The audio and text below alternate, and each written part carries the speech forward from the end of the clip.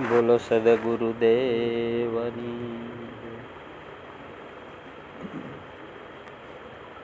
ધન્ય ધન્ય સંત સુજાન, સત્ય ભક્તિના દાન દેનાર. ધન્ય ધન્ય હો સંત સુજાન. આ જગતમાં સત્યને જો કોઈએ ટકાવી રાખ્યું હોય તો એ સંતોને ધન્ય ધન્ય છે. અને આ જગતમાં સંત છે એ સર્વોપરી. જેમ ગુરુ શબ્દ એ મહાન શબ્દ થાય. સર્વમાં ગુરુ શ્રેષ્ઠ હે, જો માલા મેં મેર. ચિત્તમાં જો સુખ ચાહે તો જા ગુરુને ઘેર. અખંડ અને અવિચળ સુખ આપનાર જો કોઈ આ જગતમાં જો હોય તો એ ગુરુ તત્વ છે. અને એ સંતો આ જગતમાં કાયમ માટે વિચરણ કરે છે. પણ કેવા ભાવથી, કેવા હૃદયના સાચા ભાવથી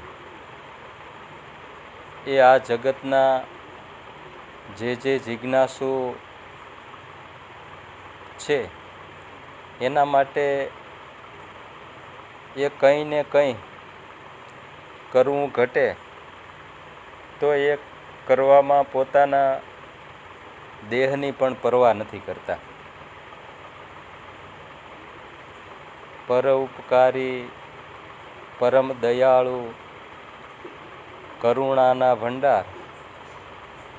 પરોપકારી, પરમ દયાળુ, કરુણાના ભંડાર.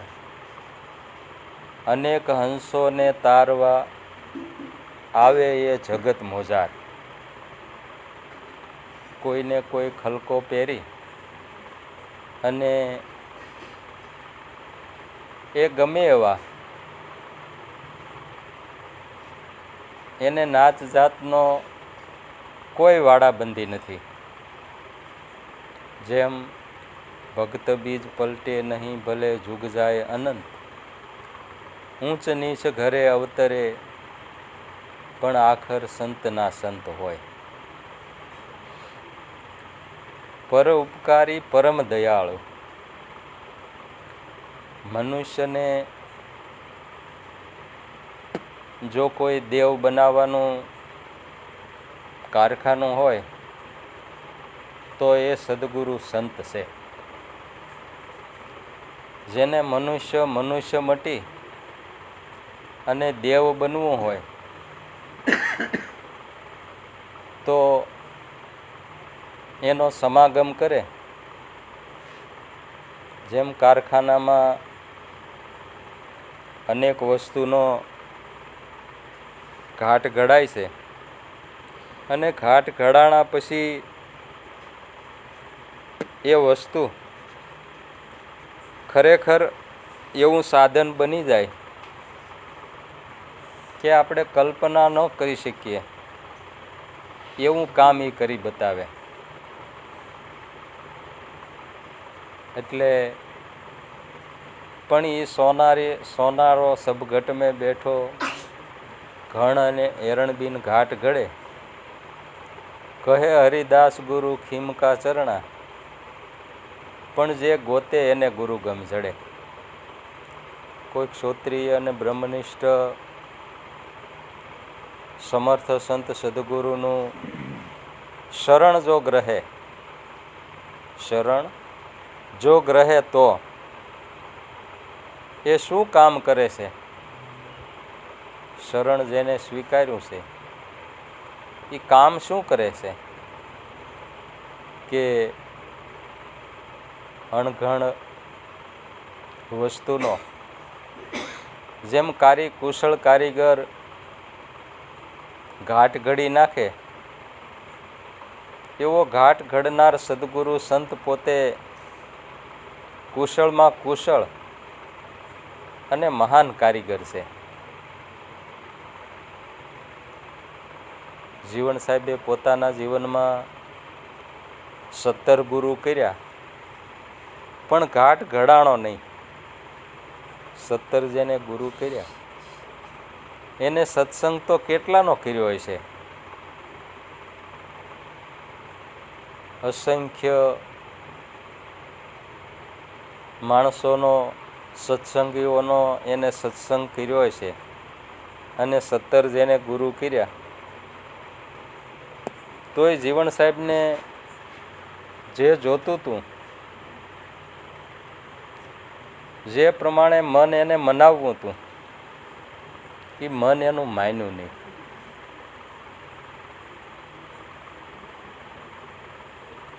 આમરણમાંથી ભીમ સાહેબ અને કલ્યાણદાસે આ વાત જાણી. કેલા કલ્યાણ આ ઘોઘાવદરમાં જીવણ કરીને એક ભક્ત છે, એને 17 તો ગુરુ કર્યા છે અને સત્સંગ તો કેટલાનો કર્યો હોય છે.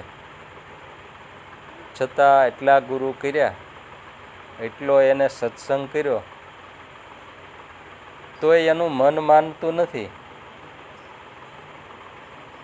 તો શું એની ગોત હશે? શું એને મેળવવું હશે કે એટલા ગુરુ કર્યા અને એટલા માણસોનો સત્સંગ કર્યો, છતાં એને કાંઈ મનાણું નહીં? તો એ કેવો પુરુષ ગણવો? હવે આપણી વાત કરીએ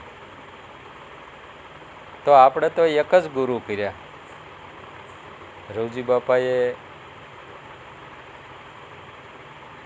નરસિંહ દાદાએ એક જ ગુરુ કર્યા અને લાભેશ્વર નાથને શિરોમાન્ય ગણી જેમ કહે તેમ નામને નેળે વળી ગયા અને આને આ મનુષ્ય જીવનમાં એ પાર પડી ગયા. તો કેવો એનો ભાવ હશે કે એક જ ગુરુમાં આ પદને એ પામી ગયા.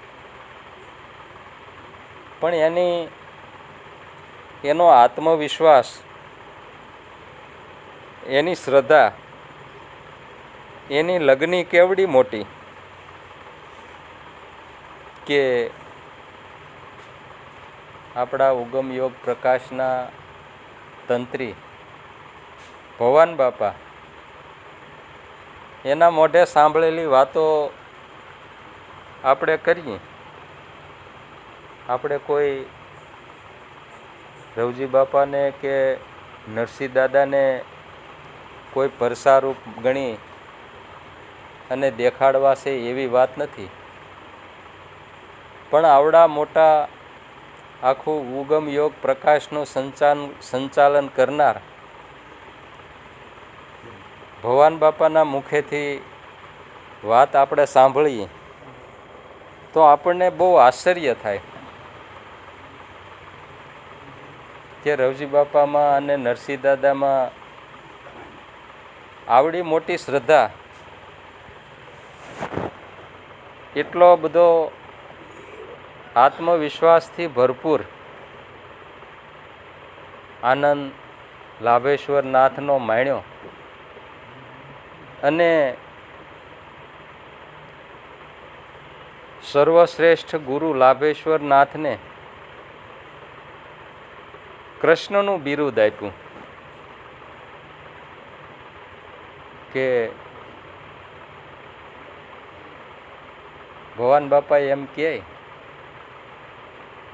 કે રવજી બાપા જેવો પુરુષ મેં આજ સુધી આપણી ગંગામાં જોયો નથી, આપણી ગત ગંગામાં જોયો નથી. કે એના શું વખાણ કરું, કે ભગવાન શ્રી કૃષ્ણની સાથે દાદા લાભેશ્વર નાથની સરખામણી કરે તો કેવડો મોટો આત્મવિશ્વાસ. અને દાદાના ગુણાનો વાદો ગાયા કે ધન્વંતરી ગુરુ લાભેશ્વર મળ્યા, સોહમ સ્વરૂપ સુજાણ. ધન્વંતરી વેદ, લાભેશ્વરનાથ કેવા વેદને ગણાવ્યા કે નાડી જોઈ અને કહી દે કે તમને આ રોગ છે, અને રોગ પારખી અને એ દવા આપી દે, જેને સંજીવની બુટી કહેવાય. સેલ વસેલના ઝાડની ઓળખાણ જેમ કરાવી એવી ઓળખાણ કરાવી દાદા લાભેશ્વર નાથને. એવડું મોટું કૃષ્ણનું બિરુદ આપનાર મેં આજ સુધી કોઈને જોયા નથી. તમને સારું લગાડવા માટે હું એના વખાણ નથી કરતો, પણ મેં એના લેખો વાંચ્યા છે, ભાષા શુદ્ધિ મેં કરી છે એની, અને એનામાંથી જે તત્વજ્ઞાન જે દાદા શ્રી લાભેશ્વર નાથની દયાથી મેં એમાં નીતરતું જોયું છે કે ધન્વંતરી ગુરુ લાભેશ્વર મળ્યા, સોહમ સ્વરૂપ સુજાણ. અને કેવડા મોટા શબ્દો કે અજર, અમર અને અમૃત આત્મા, આવા મોટા મોટા બિરુદ, આવા સામાન્ય 3-4 ચોપડીનું ભણતર ભણેલા માણસ માટે આવડા મોટા વિશાળ શબ્દોની એની સણાવટ મેં જ્યારે જોઈ ત્યાં મને ખરેખર બહુ આશ્ચર્ય થતું કે ગામમાં રહેલા માણસમાં આવી સૂઝબૂઝ અને આવું જ્ઞાન આ ક્યાંથી પ્રગટ થયું છે. ત્યારે મને ખબર પડી કે ગુરુ સર્વમાં શ્રેષ્ઠ હે જો માલા મેં મેર. મોટામાં મોટું જગતગુરુ શંકરાચાર્યએ મનુષ્ય જન્મના 3 જે મહત્વ ભાગ્ય વર્ણવ્યા, એમાં ત્રીજું મહત્વ ભાગ્ય એ કે કોઈ શ્રોત્રિય અને બ્રહ્મનિષ્ઠ સદગુરુનું શરણ તમને મળે. આ ત્રીજું મહત્વ ભાગ્ય શંકરાચાર્યનું. એવા ગુરુનું શરણ મળે તો ચિત્તમાં જો સુખ ચાહે તો જાજા ગુરુને ઘેર. આવું જો અખંડ અને અવિશળ સુખ જો માણવું હોય તો આ જગતના કરતા કુદરત અને નિયંતા એ સદગુરુ છે. પર ઉપકારી, પરમ દયાળુ, કરુણાના ભંડાર. પર ઉપકાર જેનો કાયમ માટે પર ઉપકારી, પરોપકારનું જેને કામ, અને કરુણાનો ભંડાર કાયમ માટે કરુણાની વાદળી એનામાં વરસી જ રહી છે, પણ એને કોઈ ઝીલનાર જોઈ. સગર રાજાના 60,000 પુત્રો અસરગતિને પામ્યા, એટલે મુક્તિ અપાવવા માટે ઋષિ મુનિઓએ સગર રાજાને સલાહ આપી કે તમારા 60,000 પુત્રો જે અસરગતિને પામ્યા છે, અને જો તમારે એને મુક્તિ અપાવવી હોય તો તમારે ગંગાજીને અહીંયા લાવવા પડે. અને સગર રાજાએ એ બીડું ઝડપ્યું અને તરત જ એ કામના ભગવાનના કામનું મંડાણ કર્યું. આમાં કાંઈ સોગડિયા ન જોવાના હોય. દાદા ઉગારામના શબ્દો આપણે સાંભળ્યા છે કે ઈશ્વર ભજન કરવાનો ભાવ તમને જો જાગે તો તમે ગમે એવી પરિસ્થિતિમાં ગમે ત્યાં હોવ. છેલ્લા તો ઉગારામ દાદાએ ત્યાં સુધી કીધું કે કદાચ તમે ખરસું ગયા હો અને તમને ઈશ્વર ભજનનો તમારા હૃદયમાં સાચો ભાવ જો પ્રગટે તો ત્યાં પણ તમારે જેટલા ઈશ્વરના ગુણાનો વાદો ગાવા હોય એટલા ગાઈ લેવા. એમાં જ તમારી ભલાઈ છે. અને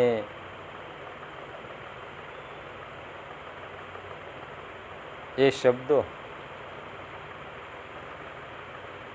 સગર રાજાએ હૃદય ધર્યા અને ગંગાજીને પ્રગટ લાવવા માટે આ ધૂણી એને ધખાવી તે ત્રીજી પેઢી વહી ગઈ. 3 પેઢી સુધી આ લગ્ની એને લગાડી, એક પછી એક, એક પછી એક, એક પછી એમ ત્રીજી પેઢી થઈ ગઈ. ત્રીજી પેઢીએ ભગીરથ રાજા થયા અને ઉગ્ર તપસ્યા કરી. આપણે તો આપણા જીવનમાં આપણી સમજણ પ્રમાણે આપણી તો આમાં જરાય ખોટીપો આપણને પોહાય એમ નથી. કેમ કે આપણું માનસ આપણે કેવું ધરાવીએ કે આજે આંબાની ગોટલી વાવી અને કાલ કેરી ખાઈ લેવી. તો ત્રીજી પેઢીએ ભગીરથ રાજાએ આ ઝુંબેશ ચાલુ રાખી અને પવિત્ર ગંગાજીને પ્રસન્ન કર્યા. વિનંતી કરી કે હે માં, તમને વિનંતી કરું કે અમારા પૂર્વજો સગર રાજા ના 60,000 જે પુત્રો અવગતિને પામેલા છે એને મોક્ષ અપાવવા માટે અમે આ ત્રીજી પેઢીનો પ્રયાસ અમારો સફળ રહ્યો છે. તો તમે આવો અને આ અમારું કામ પૂરું કરો તો અમને અમારા જીવનમાં ખૂબ શાંતિ અને આનંદ મળે. ભક્તિને વશ થઈ ગંગાજી આવ્યા તો ખરા, પ્રસન્ન તો થયા, પણ કીધું કે મને કોઈ ઝીલનાર તો હોવો જોઈએ ને. ભગીરથ રાજા કે પણ હું તમને ઝીલી લઉં, કે પણ મારો ધોધ એટલો બધો પ્રબળ છે, તમારી ઉપર જો હું વહું તો તમને પાતાળમાં ખોસી દઉં, એવો મારો આ જ્ઞાન ગંગાનો ધોધ છે. પણ મને કોઈ ઝીલનાર શિવ સ્વરૂપ જો મળે તોય હું એમાં ઉતરું અને તમારું કામ થાય. તો શિવ સ્વરૂપ બનવા માટે આપણા વેદો, આપણા પુરાણો શું કહે છે કે દેહો દેવાલય પ્રોક્ત સહજીવન કેવલ શિવ. શિવ જો આપણે બનવું હોય તો આપણે શેમાં ડોકિયું કરવું જોઈએ, ક્યાં નજર કરવી જોઈએ કે આ સ્વરૂપને ધારણ કરવા માટે આપણા કેવા પ્રયત્નો હોવા જોઈએ, કેવી લગ્ની આપણી હોવી જોઈએ.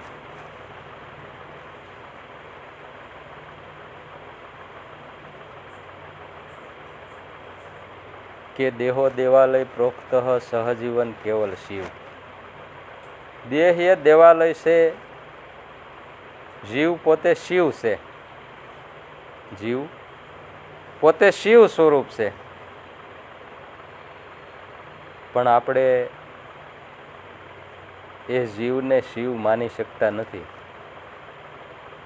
કારણ કે આપણે સાંસારિક વ્યવહારોના બંધનમાંથી બંધાયેલા છીએ. એટલે આ બંધન જ્યાં સુધી ન તૂટે ત્યાં સુધી આ ઘાટ આપણો ઘડાય નહીં. આ ઘાટ જો ઘડવો હોય તો મહાપુરુષોના શબ્દો જોવો, તપાસી જોવો, એમાં ડોકિયું કરી જોવો કે એ શબ્દો શું કહે છે. કે સંત સમાગમ પામ્યા તેને અખંડ આનંદ વિલાસ. સંત સમાગમ પામ્યા તેને અખંડ આનંદ વિલાસ. દાસ લાભો મહિમા ગણેરો, સંત છે મુક્તિનું દ્વાર. દાદા લાભેશ્વરનાથ એમ કહે છે કે પેલા તો તમારે સંત છે એને ભગવાન સ્વરૂપ માનવા પડે. અને શબ્દો તમે જુઓ કે રણછોડ રાઈ અકળ કળા છે, કર્મ બંધન નહીં કાંઈ. ગુરુ રૂપે પધાર્યા વાલો, કૃષ્ણ આપ કીર્તાર લાભુ ગાવે. રણછોડ રાઈ અકળ કળા છે, રણ નામ કરજ, કરજમાંથી મુક્ત કરાવનાર એ રણછોડ રાય કોણ છે કે દાદા ઉગમેશ્વરનાથ. રણછોડ રાય એ અકળ કળા છે, એને કર્મબંધન નહીં કાંઈ. ગુરુ રૂપે પધાર્યા વાલો, કૃષ્ણ આપ કીર્તાર લાભુ ગાવે. તમારા દેહ દ્વારિકામાંય રણછોડ બિરાજે. જો દ્વાર પામી દેહમાંય પણ સદગુરુ સાને કરી સુરતા એકાકાર. શિવ સ્વરૂપ બનવા માટેનો આવો યોગ જો તમે હાંસલ કરો અને આ મુક્તિ માટે પામવા માટે આપણા આ સઘળા પ્રયાસો છે.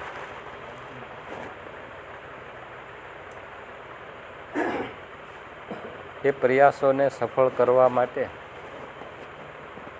મહિમા સંતનો રે જેનો વધતા ન આવે પાર, વધતા ન આવે પાર એના ગુણ ઘણા છે વિશાળ. મહાપુરુષોના એવડા મોટા ગુણ ધરાવે છે કે પરોપકારી, પરમ દયાળુ, કરુણાના ભંડાર. એનું કામ શું છે કે અનેક હંસોને તારવાને આવે એ જગત મોજાર. આપણી જેવા અનેક અબુદ્ધ બાળકોને અબુદ્ધ ન કીધા, પણ કેવા કીધા કે જિજ્ઞાસુ હંસોને તારવા માટે. એટલે જ કબીર સાહેબે કીધું ને કે કહત કબીર સુનો ભાઈ સાધુ, કહત કબીર સુનો ભાઈ સાધુ. કાંઈ એમ ન કીધું કે કહત કબીર સુનો ભાઈ પબ્લિક. નહીં તો આ દુનિયામાં બધાને કહેવા માટેનો એક જ નુસ્ખો હતો કે આમાં મારે શું ભેદ રાખવો, સાધુને જ શું કહેવું, બધી પબ્લિકને ન કહી દઉં. પણ પબ્લિક તો કોઈ માનવા તૈયાર નથી. જેને સાધુતા આવી છે, જે હરદમે દમમાં, જે નિષ્દિન કાયમ મારું અજંપા જાપ, જે સ્મરણ કરે છે, જે ભજન કરે છે, કેવા ભાવથી કે સુખ ઓર દુઃખ में आनंद रहवे, हरदम हरिगुण गावे, साधु हो नर हमको भावे. आवा साधु આ જગતમાં દુઃખોનો કોઈ પાર નથી. મીરાબાઈ એની વાણીમાં ગાતા એમ કે સુખડા હમારા તલમગ જેવડા અને દુખડા છે મેરુ સમાન. પણ ભક્તોએ તો આખું વાતાવરણ જ પલટાવી નાખ્યું કે સુખ ઓર દુઃખ મેં આનંદ રહેવે. ભલે ની ગમે એવું સુખ આવે કે ગમે એવું દુઃખ આવે, પણ કરતા કુદરત છે ને. આ કાંઈ ટાળી દેવાનો, સુખ ને દુઃખ ને ટાળી દેવાનો કાંઈ આપણો થોડો અધિકાર છે. જપ તપ રૂપુની દાન કરે, કર્મ કરે તેવા ફળ મળે. પણ આપ સ્વરૂપ તો જાણ્યા વિના કે મોક્ષ પદ તો નહીં મળે. કર્મના બંધનથી આખું જગત વીંટળાયેલું છે. એટલે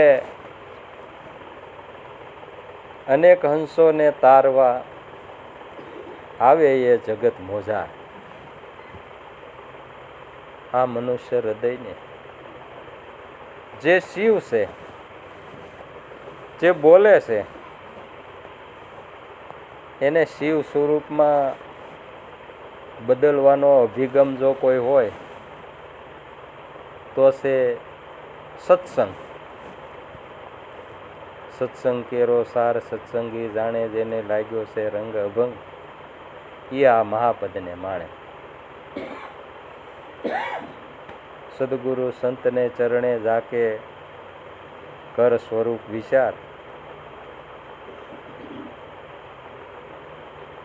આવો વિચાર કાયમ માટે જે કરે, આ એના માટેની વાતો છે આ સત્સંગ. કબીર સાહેબ કે જેને સાધ આવી છે ને, એને જ હું વારે વારે કહું છું કે કહત કબીર સુનો ભાઈ સાધુ, કહત કબીર સુનો ભાઈ સાધુ. હું એટલે વારે વારે બોલું છું. નહીં તો મને ખબર છે કે મારે આખી દુનિયાને કહેવું છે. અને કબીર સાહેબે તો ત્યાં સુધી કીધું કે ભાઈઓ,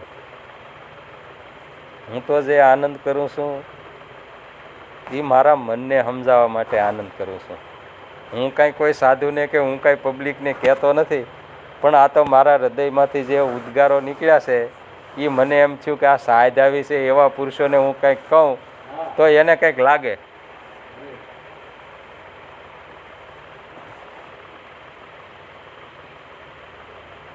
ઉગારામ દાદા બહુ નાની ઉંમર એટલે 25-30 વર્ષ, પગે જરાક ખોટ એટલે પટેલોને ત્યાં બાંદ્રામાં તો પટેલો ઘણા, એટલે એની વાડીએ મજૂરી કરવા જાય અને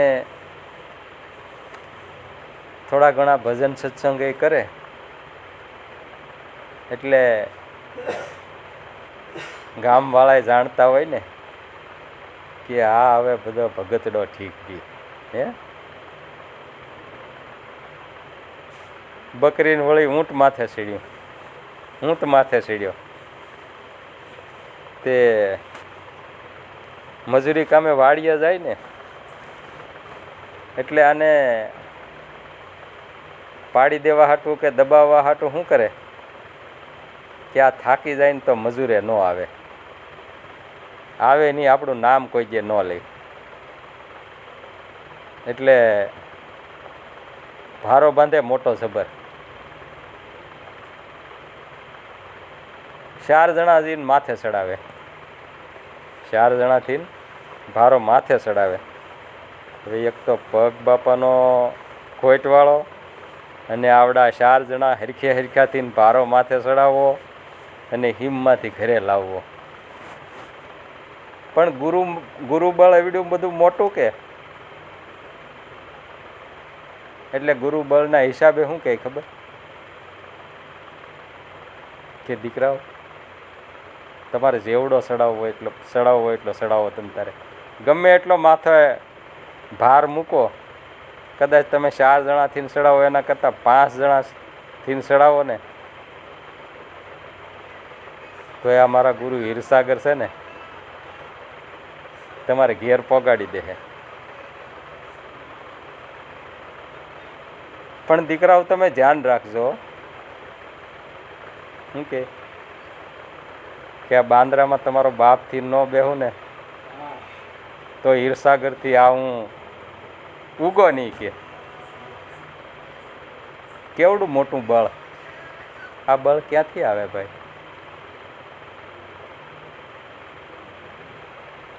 ગુરુનું બળ તમે જુઓ, ગુરુત્વાકર્ષણ બળ. આકાશમાં રહેલું કોઈ પણ વસ્તુ, ઝાડ ઉપર પાકેલું ફળ નીચે આવે. ક્યાં આવે? નીચે આવે, ઉપર ન જાય, નહીંતર ઉપર બી જવું જોઈએ ને. અને ફળ પાકે એટલે પક્ષીઓ કલરવ કરતા એ ફળનો સ્વાદ માણે. અને ઉગારામ દાદાએ જે આ ફળ પકાવ્યા એના આપણે સૌ ભાગીદાર છીએ. આ આપણને તક મળી. જગતગુરુ શંકરાચાર્યનું ત્રીજું મહત્વ ભાગ્ય કે એવા કોઈ ક્ષોત્રિય અને બ્રહ્મનિષ્ઠ સદગુરુનું શરણ મળે. એમાં આપણું ત્રીજું મહત્વ ભાગ્ય કહેવાય. પહેલું મહત્વ ભાગ્ય કે આપણને મનુષ્યનો જન્મ મળે.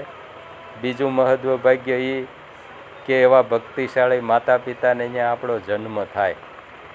તો આ 3 મહત્વ ભાગ્ય આપણને અત્યારે મળ્યા છે. આપણા ભાગ્ય કહેવાય ને, આપણા ભાગ્ય કહેવાય. નહીતર આખી દુનિયામાં જુઓ આ માલ કોણ ભાઈ વેચે? ક્યાંક આ માલના વેપારીઓ ઝવેરીઓ મળે, નહીતર તો સોરે ને સૌટે આ માલ ન વેચાતો હોય. પણ આના પારખું હોય ને આ માલની આની વરગત કરવા જ્યાં ત્યાં જે જગ્યાએ માલ વેચાતો હોય ત્યાં જઈને જાય અને આ માલની વરગત કરે. આ કાંઈ વેચાતો તો મળતો નથી, મફત મળે છે. વેપાર કીધો હરિનામનો, કીધા ગુરુ રૂપી દલાલ, માલ વહોરાયો સુગમ અને સોંઘો કરી, અમને જગમાં કીધા ન્યાલ. કેવડો મોટો માલ મફતમાં મળે છે આ માલ. અને હરિના નામનો આવો વેપાર તો કોણ કરે કે જગતગુરુ શંકરાચાર્યના ત્રણેય મહદભાગ્ય જેને મળ્યા હોય એ આ માલની ઓરગત કરી શકે. બાકી તો આખી દુનિયા 6-6.5 અબજની ભરી છે, પણ ક્યાંક ક્યાંક આ માલની ઓરગત કરતા દેખાય છે. અને આદિ અનાદિથી તમે જુઓ કે 33 કરોડ અને 99 કરોડ 4 યુગના 4 મહાત્માએ 5-7-9-12 66-99 કરોડને આ નામની માંડવીએ ઊભા રાખ્યા. હે, નામની માંડવીએ તો અનેક નર ઊભા, પણ વિશ્વાસી હતા એ પાર ઉતર્યા. 99 કરોડ આ નામની માંડવીએ ઊભા, એમાં વિશ્વાસી કોણ હતા? 33 કરોડ જ તે. ગુરુને પ્રતાપે સુંદર શ્યામ બોલ્યા કે મારા ભાઈલાના ભાવ ફળ્યા. કોના કોના બેડલા સામે પાર ઉતર્યા, કોના અધવજથી પાછા વળ્યા. આપણી નજર સામે આપણે જોઈએ તો રવજી બાપાની સાથે આપણે હિંમતભાઈને વાત કરતા કે ત્રીજી પેઢી મારે છે, ત્રીજી પેઢી કે મેં રવજી બાપાને પહેલેથી અંત સુધી માણ્યા. રવજી બાપાને મારી નાની ઉંમર હતી ત્યારથી મેં માણ્યા રવજી બાપાને. પછી બાપા દેહ મુક્ત થયા, પછી મેં માને માણ્યા. 20 વર્ષ સુધી પ્રોગ્રામો કર્યા, 20 વર્ષ સુધી. મારી તો અહીંયા 4-5 વર્ષથી જ તે આવ્યો હું, એટલે 20 વર્ષ સુધી માના વડપણ હેઠળ એને આ સેવાનું ભગીરથ કાર્ય કર્યું. અને છેલ્લે મારું આવવાનું થયું. મારું ખેસાણ તો ઘણા સમયથી હતું, પણ આના યોગ હોય ને કંઈક, આના યોગ હોય. અને મારું આવવાનું થતાં એને 3 જણાનો સંયોગ મળ્યો. રવજી બાપાને માણ્યા, માને માણ્યા, અને છેલ્લે મને મળીને સાથે કામ કરવાનું થયું. 60 વર્ષની સર્વિસમાં આપણે આશ્રમનું ભગીરથ કાર્ય આપણા માટે, કારણ કે 60 વર્ષથી આપણા પ્રોગ્રામો થતા, આપણે કાયમ માટે માગી ભીખીને જ બધું કરતા. પ્રોગ્રામ પૂરો થયો એટલે શું ભાઈ વધઘટ, કે કાંઈ નહીં, ખાધું પીધું ને રાજ કર્યું. એટલે જગતમાં પરોપકારી, પરમ દયાળુ, કરુણાનો ભંડાર આવા 3 પેઢીના જે જાણનારો હોય, જેને દરેક પ્રકારના અનુભવો થયા હોય. કારણ કે કામ કરે એની ભૂલ થાય. જો કંઈ કામ જ ન કરીએ તો કાંઈ ભૂલ જ ન થાય.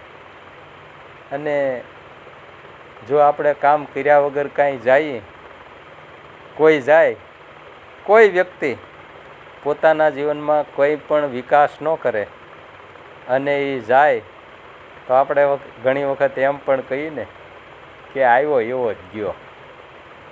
લેખા કોના લેખાય?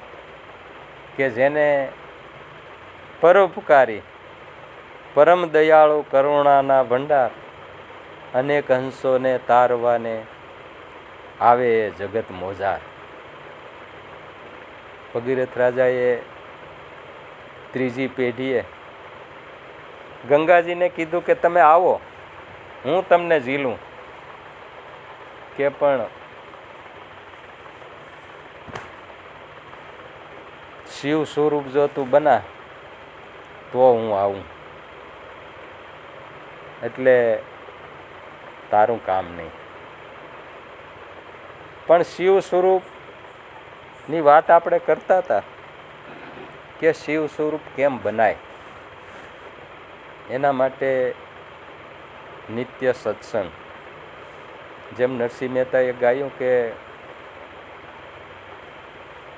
હરિના જન તો મુક્તિ ન માગે, માગે જન્મ જન્મ અવતારા, નિત્ય કીર્તન નિત્ય ઓત્સવ, નિરખવા નંદ દુલારા. આવું જેનું મન બને એ શિવ સ્વરૂપને જરૂર પામી શકે. પંચકુંડી પર યજ્ઞ મચાયા, શ્વાસો શ્વાસે આહુતિ ધરે, 21,600 આહુતિ એ અષ્ટપહર અર્પણ કરે. હરદમે દમમાં એનું જ ગાન, એનું જ નામ, હાલતા ચાલતા ઉઠતા બેસતા, જે એક જ જીવન મંત્ર કે ઈશ્વર ભજન વિનાનો એક પણ શ્વાસ ખાલી ન જવો જોઈએ. જ્યાં પણ આપણે હોઈએ ત્યાં આપણું લક્ષ્ય આપણા ગુરુએ આપણને શીખવાડ્યું છે, મસ્વેદન કરતાં આપણને શીખવાડ્યું છે કે તમારે આ પદને જો પામવું હોય તો આ બે છાબડા કર શ્વાસ કી સુમિરની અજંપા કો જપ જાપ, પરમ તત્વ કો ધ્યાન દરજે સોહમ આપો આપ, સોહમ પરોવી પવન में बांधी मेल सुमेल, ब्रह्मगांठ हृदय धरो इसबिद माला फेर. तो माला है निज श्वास की, जो फेरेगा कोई दास तो 84 भटके नहीं અને કટે કર્મ કો ફાસ.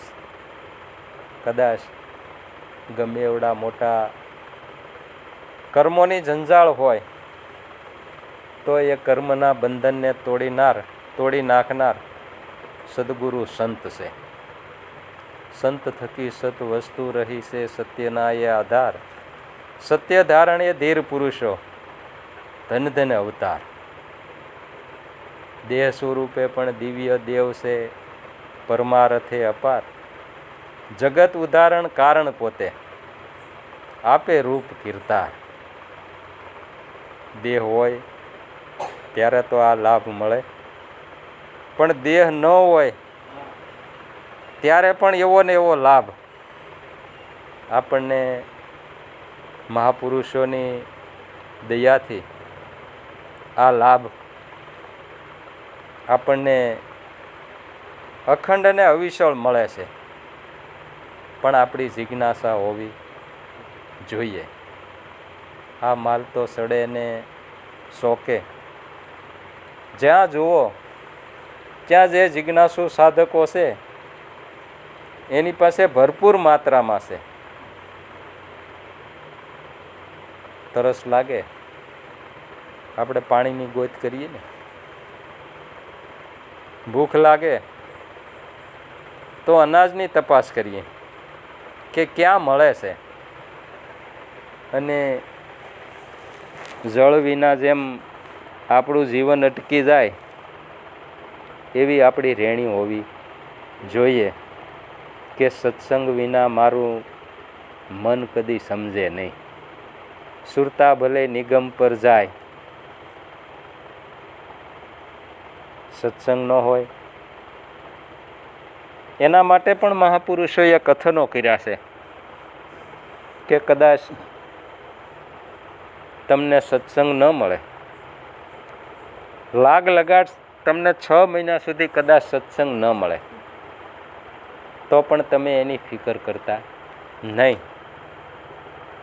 પણ બીડીની ફૂંક જેટલોય કુસંગ ન થવો જોઈએ. કુસંગનું પરિણામ ખૂબ મોટું છે. ડુંગળી કરતા ભાઈઓને એને ખબર હોય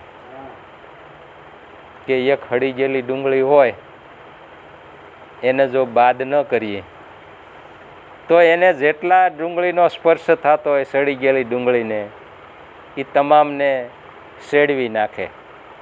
કુસંગ આવું કામ કરે. એટલે કદાચ 6 મહિના સુધી તમને સત્સંગ ન મળે તો મહાપુરુષો કે એની ફિકર તમે કરતા નહીં. પણ બીડીની ફૂંક જેટલોય કુસંગ થવો ન જોઈએ.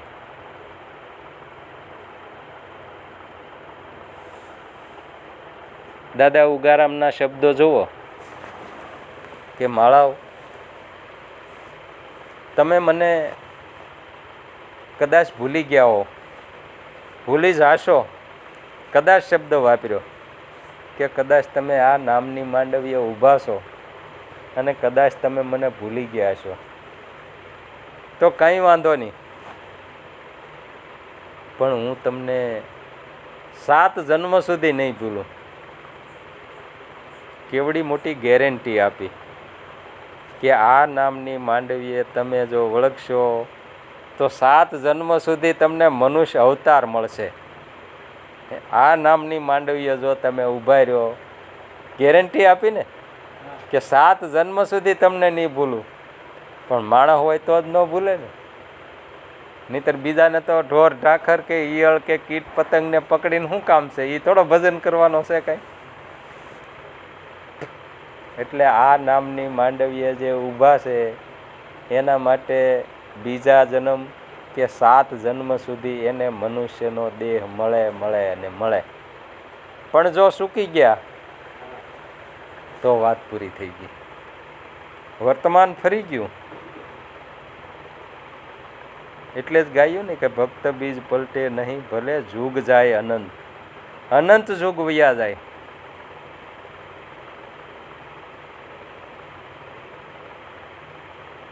ભક્ત જન્મા એને ધન્ય ધન્ય છે, ધન ધન હરિજન જાયા.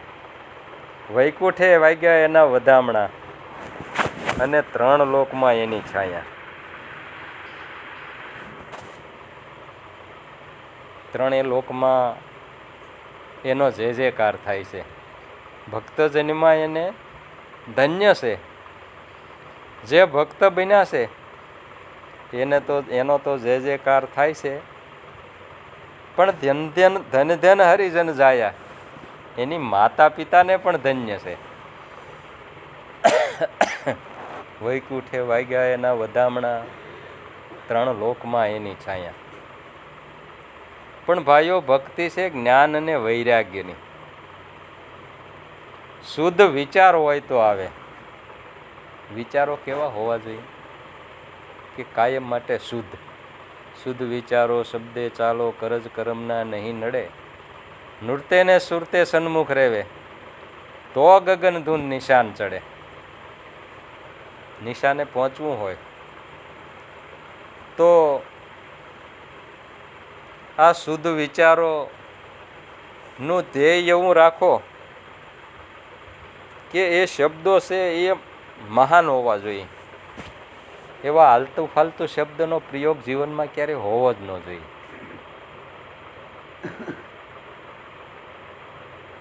અને સ્વામી વિવેકાનંદના પણ શબ્દો છે કે તમારે જો સિદ્ધિને હાંસલ કરવી હોય તો જ્યાં સુધી તમને ધ્યેય પ્રાપ્તિ ન થાય ત્યાં સુધી તમે દોડ્યા કરો. દોડ્યા કરો એટલે એની પાછળ પડી જાઓ કે કેમ ન થાય. આ દુનિયામાં કોઈ વસ્તુ એવી નથી કે કંઈ ન કરી શકે, પણ તમારે એની પાછળ જંગ માંડવો પડે. એટલે જ ગંગા સતી માએ ગાયું કે મેરુ રે ડગે પણ જેના મનડા ન ડગે, ભલે ભાંગી પડે બ્રહ્માંડ, વિપત પડે તોય વણશે નહીં, સોય મારા હરિજનના પ્રમાણ. આમાં ડગમગ ન હોવું જોઈએ. અને ડગમગ ન થાય એટલા માટે છેલ્લે શબ્દોનો પ્રયોગ પણ એવો જ કર્યો કે ભક્તિ કરો તો એવી રીતે કરજો કે વચનમાં રાખજો વિશ્વાસ. મહાપુરુષોના વચને વચન પ્રમાણ. વચનમાં રાખજો વિશ્વાસ. ગંગા સતી એમ બોલ્યા કે એને કહીએ ખરેખર હરિનો દાસ. સાચો હરિનો દાસ તો મહાપુરુષોના વચન પ્રમાણ જે હાલે એને ધન્યવાદ છે. બાકી વસન સૂકી જાય એનું કામ નથી. વાંદરું એક ઝાડેથી બીજા ઝાડે કૂદાકૂદ કરતું હોય, પણ જો સૂકી જાય